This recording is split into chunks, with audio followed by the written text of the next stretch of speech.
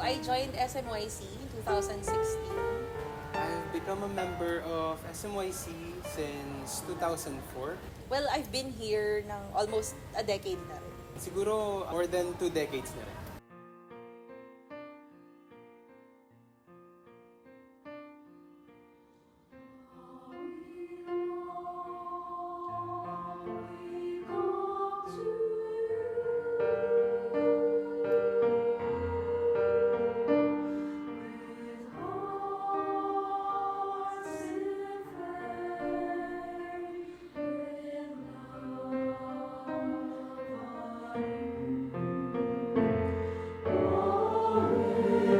Actually, for almost a decade, sobrang daming nangyari, sobrang daming experiences. And what I like about SMYC is that hindi kami nakakahon lang sa music aspect. May mga bagong songs kami na natututunan.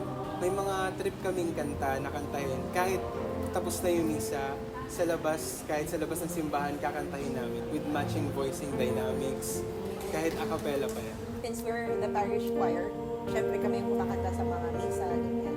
Pero at the same time, nagiging well-rounded people kami kasi we get exposed to different kinds of activities inside the church. We were also tapped to mga sinakulo, ganyan. So, yung mga may talent for acting, talagang na-expose din sila sa ganung experience. Nakaka-attend din kami ng iba't ibang workshops, trainings, ganyan na care of the church. Yung mga ganong experiences, I cherish them kasi I spent my youth in such a meaningful and impactful way for the church.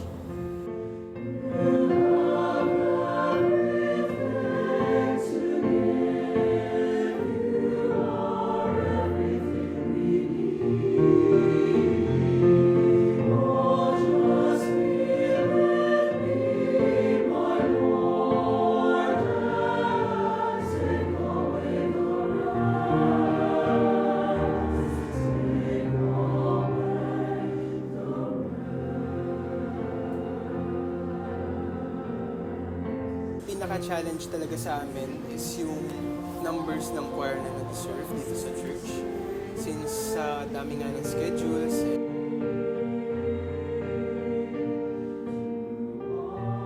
And then yung pangalawa is instrumentalists. And since mag-isa lang ako, sa akin, parang hindi pwedeng magkasakit kasi ayun nga, mawawala ng tutugtog na pwedeng tumugtog sa choir at nasa isa. For the past how many years. Siyempre, hindi naman laging masaya. May mga moments talaga na matcha-challenge ka rin as a server, as a member of the choir. And at the same time din kasi may mga personal struggles din naman tayo, diba? Mga members natin came from different walks of life.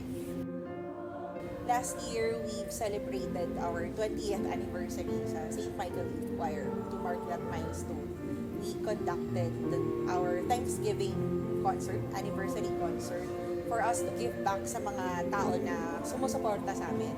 So, family, friends, mga dati naming mga naging conductors, mga teachers, and syempre yung buong St. Michael Parish community. Sobrang dami na nangyayari talaga sa choir and sobrang dami na misunderstandings. Gusto ko rin nang mag-give up, umalis, tumakas. Parang hindi agad nasusolusyonan. May mga moments na syempre feeling mo you're giving too much of yourself for your passion for this group, pero yung same energy na binibigay mo, hindi siya nag-give back sa'yo. Is yung mga problema, yung mga misunderstandings na parang hindi agad nasusolusyonan. Pero that point in time, talagang pinagdadasal ko na, Lord, parang ayoko tong nafe-feel ko na to. Ayoko yung nararamdaman ko na parang ayoko na dito. Ayoko naman na mawala ako na ganun-ganun lang. Ayokong isipin ni Lord na dahil ba dyan, dahil sa challenge ba na yan, dahil lang dyan, iiwan mo ko. Syempre, at the end of the day, parang mapapaisip ka na lang na, Lord, help me and take me back. Help me to focus on what's important. Lord, pinapaubaya ko na po sa inyo lahat. So, kung gusto niyo pa rin po ako na mag-serve, mag-stay, I'll stay, Lord. Yun yung gusto mo mangyari sa akin. Isang linggo na yun, pinagdadasal ko lang talaga. And thankfully, may mga friends ako na nakakausap na napag-asabihan ko ng problems. At sila yung pinadalan ni Lord na tulungan ako na mawala yung nafe-feel ko na yun. Na, ay, may mga reasons din pala na I should stay. Na mag-serve ako sa Kanya na, okay, ito yung focus ko. And for now, wala akong distractions na makikita kundi sila lang and si Lord. So far, nandito pa naman ako.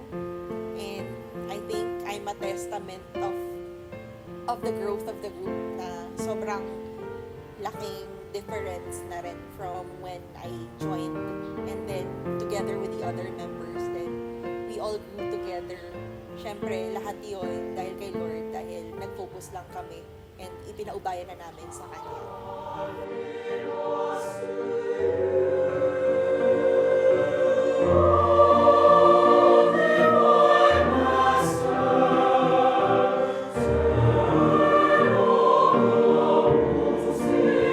I will praise, I will sing, I will stay, I will serve.